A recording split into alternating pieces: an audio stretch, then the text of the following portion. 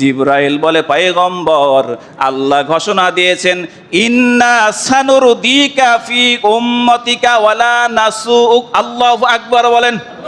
জিবরাইল বলে, পয়গম্বর, আল্লাহর পক্ষ থেকে ঘোষণা হলো, আল্লাহ বলেছেন নিশ্চয় আপনাকে আল্লাহ তাআলা আপনার প্রত্যেকটা উম্মতের ব্যাপারে খুশি করবেন, রাজি করে দিবেন। উম্মতকে আযাব দিয়ে আল্লাহ আপনার দিলের মধ্যে কষ্ট দিবেন না। বলেন সুবহানাল্লাহ। আল্লাহ রাসূল সাল্লাল্লাহু আলাইহি ওয়াসাল্লাম সূরা ইব্রাহিমের 36 নম্বর আয়াত তেলাওয়াত করলেন। মুসলিম শরীফের বর্ণনায় 36 নম্বর আয়াতটা কি? আল্লাহ রাসূল তেলাওয়াত করলেন, রব্বি ইন্নাহুন্না আদলালনা কাসীরাম মিনান নাস ফামান তাবিআনি ফাইন্নাহু মিন্নি ওয়ামান আসানি ফাইন্নাকা গফুরুর রহিম। আল্লাহ রাসূল সূরা ইব্রাহিমের 36 নম্বর আয়াত তেলাওয়াত করলেন। একটু মনোযোগ দিয়ে শুনেন।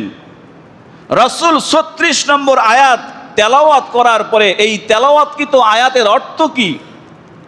সূরা ইব্রাহিমের 36 নম্বর আয়াত, রব্বি ইন্নাহুন্না আদলালনা কাসীরাম মিনান নাস।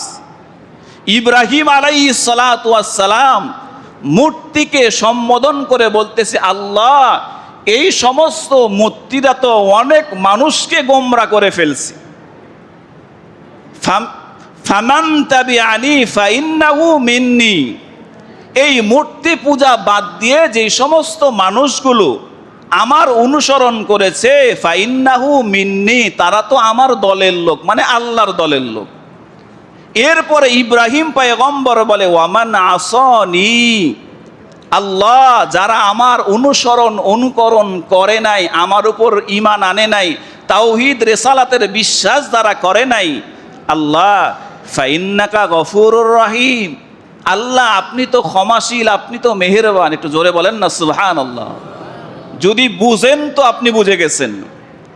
ইব্রাহিম পয়গম্বর আল্লাহকে বুঝাতে যাচ্ছেন, আল্লাহ তিনি তার উম্মত এবং বাবার জন্য আল্লাহর কাছে দোয়া করতেছে আর বলে, আল্লাহ এই মূর্তি তো অনেক মানুষকে গোমরা করে দিল, এদের গোমরাহি থেকে যারা আমার উপরে ঈমান এনেছে তারা তো আমার দলের লোক, কিন্তু আল্লাহ যারা ঈমান আনে নাই তাদের ব্যাপারে আল্লাহ আপনি তো ক্ষমাশীল, আপনি তো দয়ালু। তার মানে ইব্রাহিম পয়গম্বর নিজের উম্মতের জন্য আল্লাহর কাছে এমনভাবে দোয়া করলেন যাতে আল্লাহ তাআলা তার উম্মতদেরকে ক্ষমা করে দেন। বলেন সুবহানাল্লাহ।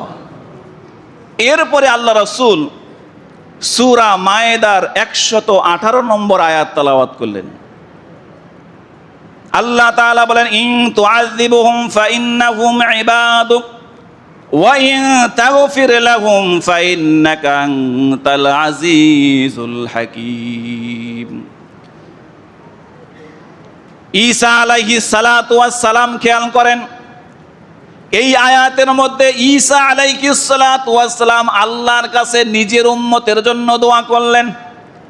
ঈসা পয়গম্বর বলেন, ইন তুআযিবুহুম ফাইন্নাহুম ইবাদুক, ওগো আল্লাহ, আপনি যে আপনার উম্মতদেরকে, আমার উম্মতদেরকে, আল্লাহ আপনি আপনার বান্দাদেরকে যে আযাব দিবেন, ফাইন্নাহুম ইবাদুক, আপনি যাদেরকে আযাব দিবেন এগুলো তো আপনারই বান্দা।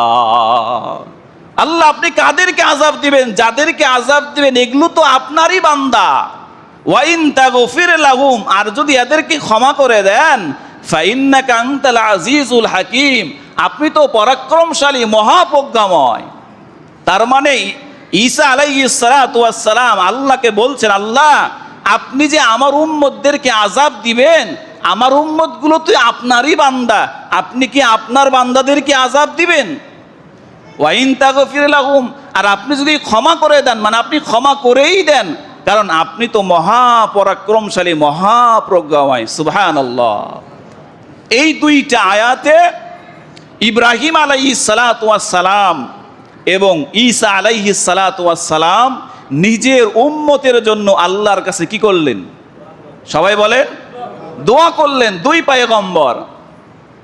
মুসলিম শরীফের 202 নম্বর হাদিসে এসেছে, এই দুইটা আয়াত তেলাওয়াত করার পরে আল্লাহ রাসূল ফারাফা ইয়াদাইহি, আল্লাহ রসুল এইভাবে আসমানের দিকে দুইটা হাত তুলে চোখের পানি ফেলে কান্না করে আর বলে, আল্লাহুম্মা উম্মতি উম্মতি ফাবাকা। আল্লাহ, ইব্রাহিম পয়গম্বর, ঈসা পয়গম্বর তাদের উম্মতের জন্য আল্লাহর কাছে দোয়া করেছে। আল্লাহ, আমি আমার উম্মতের জন্য আপনার কাছে দোয়া করতেছি। আল্লাহ, আমার উম্মতের কি হবে, আমার উম্মতের কি হবে? জোরে বলেন আল্লাহু আকবার। হাদিসের মধ্যে পাওয়া যায়, রাসূলে কারীম যখন দুইটা হাত তুলে আসমানের দিকে চোখের পানি ফেলে কান্না করতেছেন আর বলতেছেন, আল্লাহুম্মা উম্মতি উম্মতি উম্মতি, আমার আল্লাহ তাআলা আরশে আজিম থেকে বললেন, জিবরাইল তাড়াতাড়ি যাও, জিবরাইল তাড়াতাড়ি আমার পয়গম্বরের কাছে যাও। আমার পয়গম্বর কেন আসমানের দিকে হাত দুইটা তুলে চোখের পানি ফেলে কান্না করে? তাড়াতাড়ি আমার পয়গম্বরের কাছে যাও, কারণ আমি আমার পয়গম্বর মুহাম্মদের চোখের পানি আমি আল্লাহ সহ্য করতে পারি না। বলেন সুবহানাল্লাহ। হাদিসের বর্ণনায় পাওয়া যায়, জিবরাইল রাসূলের কাছে চলে এসেছেন। রাসূলের কাছে আসার পরেই এবার জিবরাইল আমিন পয়গম্বর মুহাম্মদকে বলছেন, পয়গম্বর কি ব্যাপার, কি হয়েছে আপনার? আসমানের দিকে দুইটা হাত তুলে ইয়া উম্মতি বলে কেন কান্না করতেছেন, কি হয়েছে আপনার? রাসূল বলেন, জিবরাইল রে, ইব্রাহিম পয়গম্বর নিজের উম্মতের জন্য আল্লাহর কাছে দোয়া করেছে, ঈসা পয়গম্বর নিজের উম্মতের মাফের জন্য আল্লাহর কাছে দোয়া করেছে। ওরে জিবরাইল, আমার গুনাহগার উম্মতের কি হবে? বলেন সুবহানাল্লাহ। জিবরাইলকে বলা হলো, জিবরাইল, আমার উম্মতের কি হবে, আমার গুনাহগার উম্মতের নাজাতের কি হবে? জিবরাইল যখন আল্লাহকে বিষয়গুলো জানাইলেন, আমার আল্লাহ তাআলা আসমান থেকে ঘোষণা দিলেন, জিবরাইল তাড়াতাড়ি আমার পয়গম্বরকে জানিয়ে দাও, ইন্না সানুরদিকা ফি উম্মাতিকা ওয়ালা নাসুক। জিবরাইল এসে পয়গম্বরকে বলেন, পয়গম্বর চোখের পানি আর ফেলায়েন না, থামেন, কান্না থামান। আল্লাহ রাসূল বলে, জিবরাইল যতক্ষণ না পর্যন্ত আমার আল্লাহ আমার উম্মতের ব্যাপারে ক্ষমার ঘোষণা না দিবে, আমি পয়গম্বর চোখের পানি ফেলানো বন্ধ করব না। জিবরাইল বলে, পয়গম্বর আল্লাহ ঘোষণা দিয়েছেন, ইন্না সানুরদিকা ফি উম্মতিকা ওয়ালা নাসুক। আল্লাহু আকবার বলেন। জিবরাইল বলে, পয়গম্বর আল্লাহর পক্ষ থেকে ঘোষণা হলো, আল্লাহ বলেছেন নিশ্চয় আপনাকে আল্লাহ তাআলা আপনার প্রত্যেকটা উম্মতের ব্যাপারে খুশি করবেন, রাজি করে দিবেন। উম্মতকে আযাব দিয়ে আল্লাহ আপনার দিলের মধ্যে কষ্ট দিবেন না। বলেন সুবহানাল্লাহ। ইমামুল আউয়ালিন আল আখিরিন বারে সদকা রহমাতাল লিল আলামিন সাইয়্যিদুল কাওনাইন খাতুমুল মুরসালিন আখিরামুদ বুয়াদে ফখরুল আউয়ালিন শুধু ওয়াজুদাস রহমাতাল লিল আলামিন মসজিদে ও শুধু হামারু এ জমিন।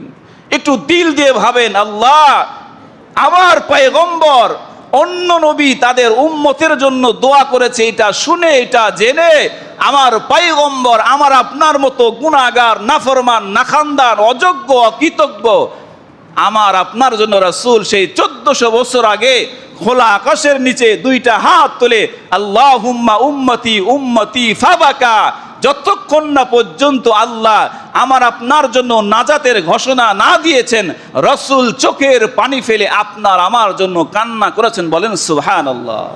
তাহলে যেই নবী আপনার আমার জন্য চোখের পানি ফেলে কান্না করেছে, সেই নবী কি আমার ভালোবাসা পাওয়ার যোগ্যতা রাখে কি রাখে না? সবাই বলেন। যে আপনার জন্য কাঁদে, আপনি তার জন্য কাঁদবেন না? যে আপনাকে ভালোবাসা দেখায়, আপনি তাকে দেখাবেন না?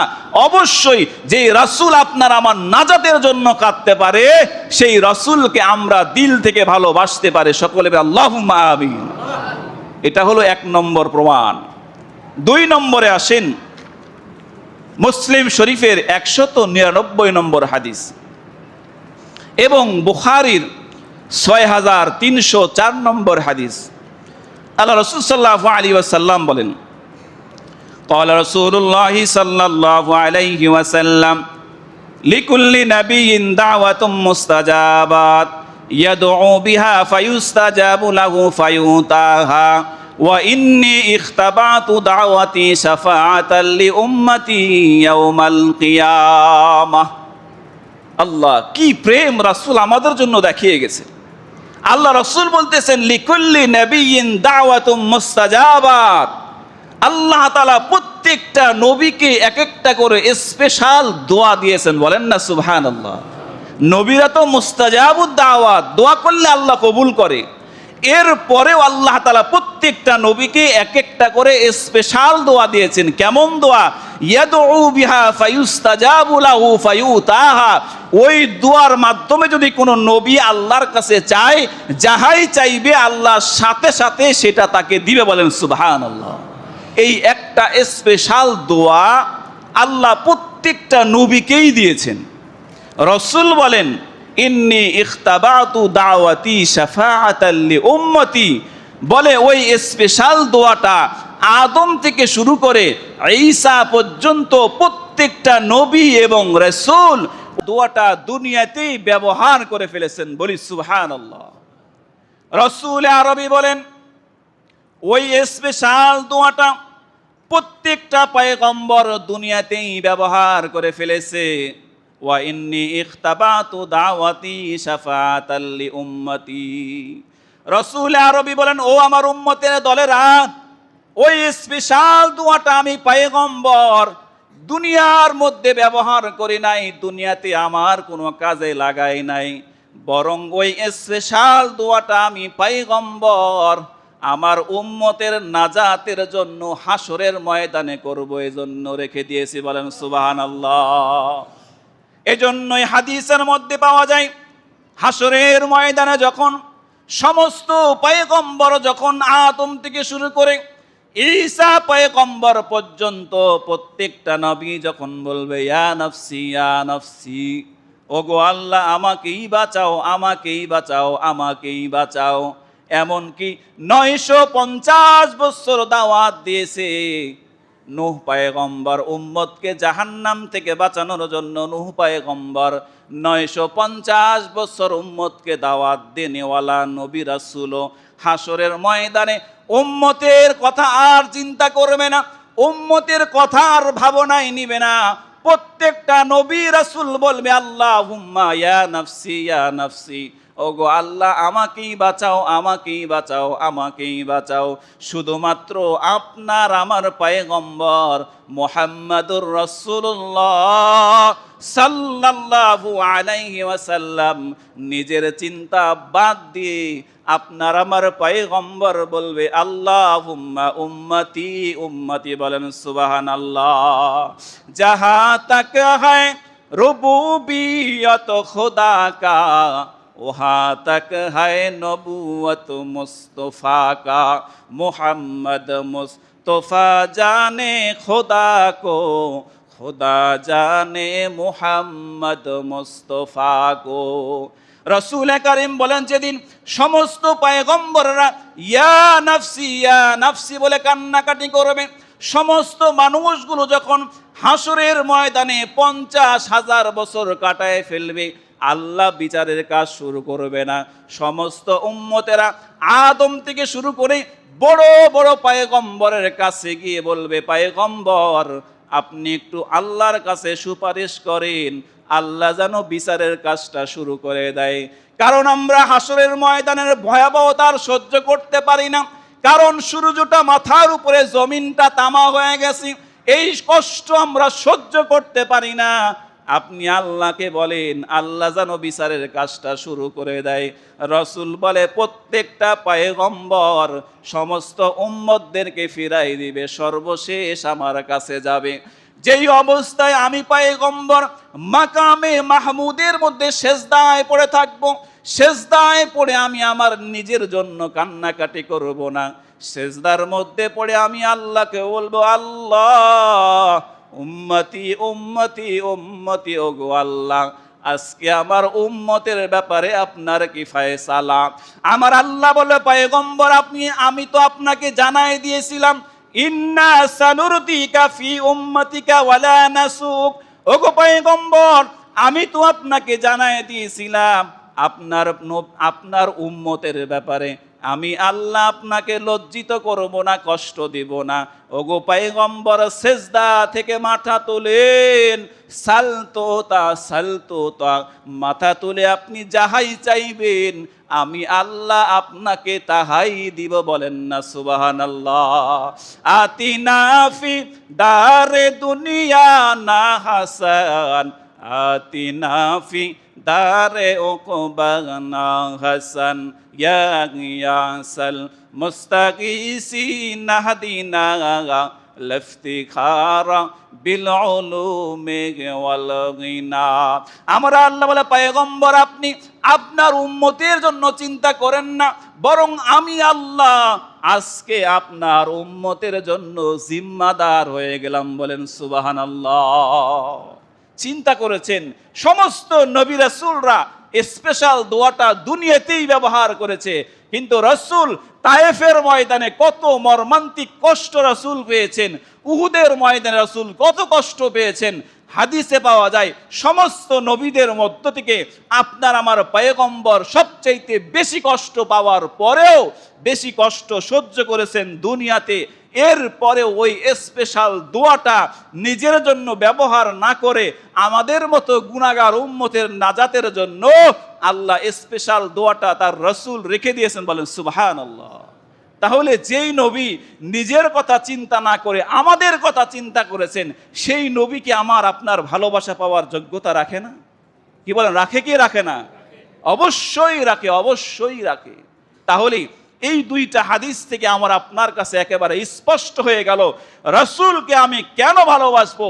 কারণ যেই রাসূল সব সময় নিজের চিন্তা বাদ দিয়ে আমাদের চিন্তা করেছে, নিজের নাজাতের চিন্তা না করে উম্মতের নাজাতের চিন্তা করেছে, সেই উম্মত যদি রাসূলকে ভালো না বেসে, সেই উম্মত যদি রাসূলের সুন্নতকে না ভালোবেসে ইহুদি খ্রিস্টানদের কালচার আর সংস্কৃতিকে ভালোবাসে, সে কখনো নবীর উম্মত হতে পারে না। এজন্য আসুন আল্লাহ সুবহানাহু ওয়া তাআলা আমাদের সবাইকে নবী প্রেমে উজ্জীবিত হয়ে আল্লাহ তাআলা নবীর প্রেমটা দিলের মধ্যে ধারণ করে লালন করে যেন নবীকে ভালোবাসার মধ্যে দিয়ে যেন আমাদের বাকি জীবনটা আমরা সকলেই আমাদের বাকি জীবনটা কাটাতে পারি। সকলে বলছি আল্লাহুম্মা আমিন। ওয়া আখিরু দাওয়ানা আলহামদুলিল্লাহি রাব্বিল আলামিন।